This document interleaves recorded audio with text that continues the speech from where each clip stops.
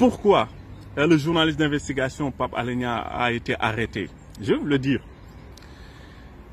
Pape Alé Niang a été arrêté parce que tout simplement, il a révélé une information, un scandale d'État qui est en train de faire trembler toute la République.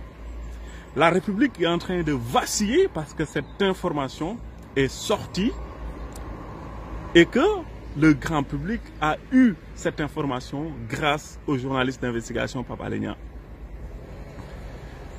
Pape Alé Niang a fait son travail de journaliste parce que, tenez-vous bien, au mois de mars 2021, il y a une affaire qui a secoué le Sénégal.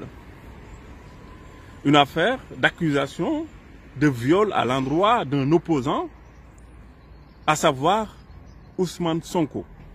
Une jeune fille l'avait accusé de viol.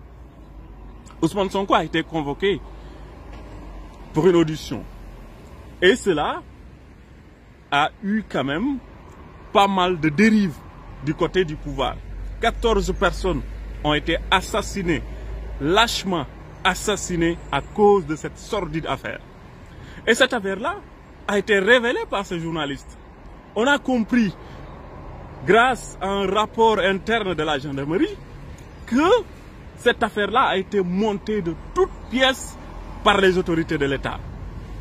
Un rapport interne qui a été effectué effectivement par la gendarmerie, un rapport qui a été commandité par le général, le chef de la gendarmerie, le général Tine.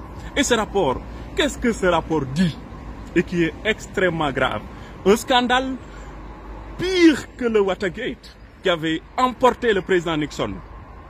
Ce scandale nous dit, en tout cas ce rapport, c'est pas moi qui dis, hein, c'est le rapport qui a été effectué par la gendarmerie qui est en train de dire que les PV sur lesquels on avait voulu emprisonner l'opposant Sonko, ces PV-là ont été falsifiés par le procureur de la République.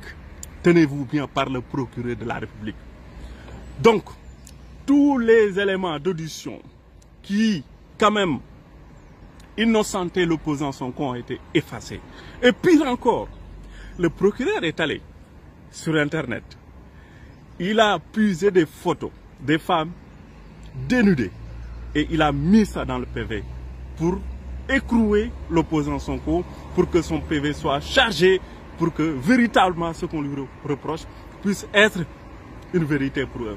C'est ce qui s'est passé, c'est extrêmement grave. C'est un scandale. On parle effectivement du procureur de la République, le maître des poursuites. C'est ce qu'il a fait, en complicité avec un commandant de la gendarmerie.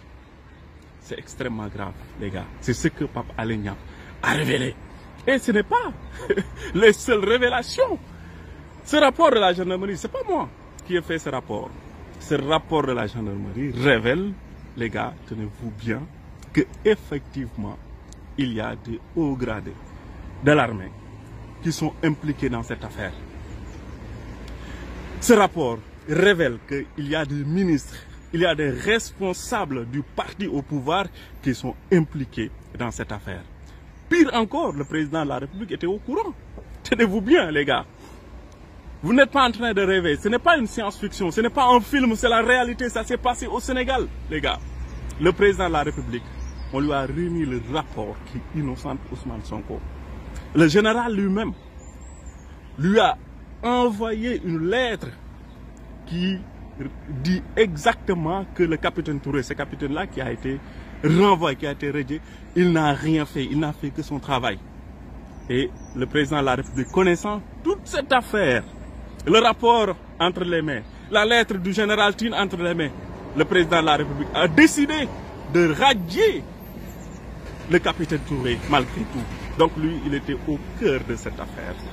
Donc c'est la République qui est mêlée dans cette sale et sordide affaire de viol qu'on a voulu tout simplement monter de toutes pièces pour écrouer l'opposant Ousmane Sonko.